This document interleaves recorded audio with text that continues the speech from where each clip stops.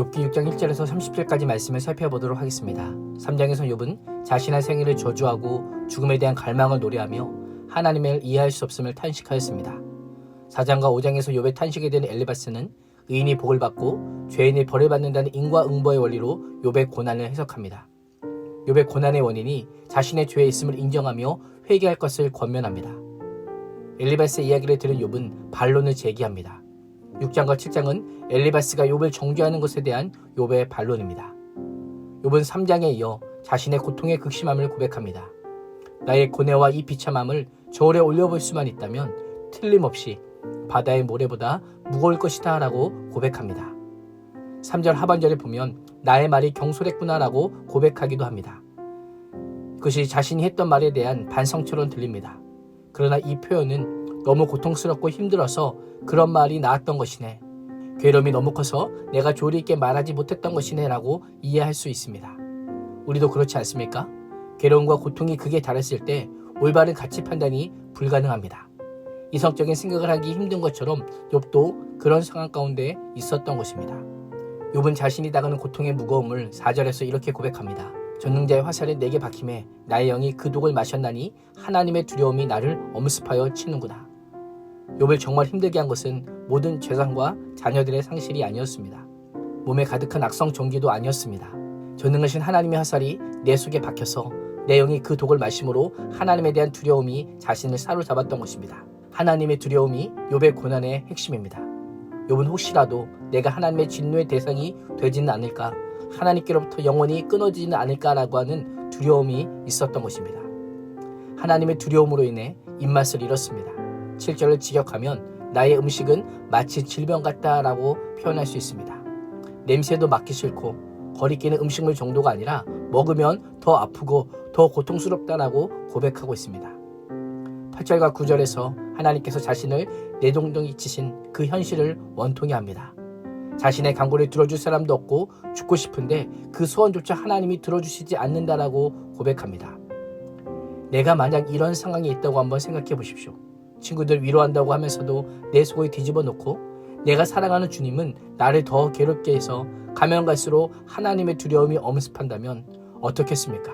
하루하루 사는 것이 고통스럽고 힘들지만 그럼에도 불구하고 욥이 오늘을 버틸 수 있는 힘이 무엇일까요? 10절입니다. 그러할지라도 내가 오히려 위로를 받고 그칠지 모르는 고통 가운데서도 기뻐하는 것은 내가 거룩하신 이의 말씀을 거역하지 아니하였습니다. 무자비한 고통 속에서도 하나님의 말씀이 욥에게 기쁨이 되었기 때문입니다. 고난 가운데서도 거룩하신 하나님의 말씀을 거역하지 않았기 때문입니다. 이것이 고난 가운데 있는 그리스도인에게 필요한 자세입니다. 거룩하신 하나님의 말씀이 그칠 줄 모르는 고통 속에서도 서 있게 하는 힘이 되는 것입니다. 하나님의 말씀으로 고통 가운데 오히려 기뻐하며 세상이 알지 못하는 참평안과 평강을 얻게 되는 것입니다. 고통 가운데 무엇을 의지하고 있습니까? 무엇을 붙들고 있습니까? 하나님의 말씀이 내 발의 등이요 내 길에 비치십니다. 거룩하신 말씀이 고통의 나날을 기쁨으로 살게 하는 강력한 능력이 됨을 말씀하고 있습니다. 11절에서 20절 말씀은 주위 사람들이 얼마나 힘들게 하는지 모든 힘이 소진되어 더 이상 버틸 힘이 없다라고 고백합니다. 욥을 힘들게 한 한 가지는 하나님의 화살, 독과 손으로 묘사되는 고난 때문입니다. 욥은 자신에게는 하나님의 공격을 막아낼 힘이 없다라고 고백합니다. 내 힘이 돌만큼 단단하겠는가? 내 피부가 노스로 되어 있는 줄 아는가라고 하며 자신의 연약함을 토로합니다. 욥은 또한 주변 사람들로부터 아무런 힘과 도움을 얻지 못했습니다. 자신에게 도움의 손길을 건네는 사람이 아무도 없다라고 한탄합니다. 욥이 전능하신 하나님을 경외하든 말든 욥의 절망 속에서 허덕일 때야말로 친구가 필요한데 욥의 친구들은 물이 흐르다가도 마르고 말랐다가도 흐르는 개울처럼 변덕스러웠습니다. 오히려 배신감만 느끼게 할 뿐이었습니다. 욥의 친구들에게 기대한 것은 무엇일까요?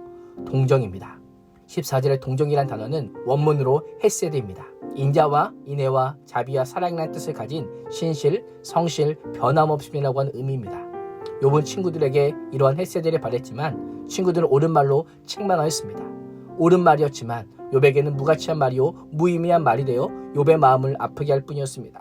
욥은 친구들에게 나는 너희들에게 도와달라고 말한 적도 없고 재산을 떼어서라도 내 목숨을 살려달라고 말한 적도 없고 원수의 손에서 나를 건져달라고 한 적도 없고 폭군의 쇠로부터 나를 빼어달라고 말한 적도 없다라고 합니다.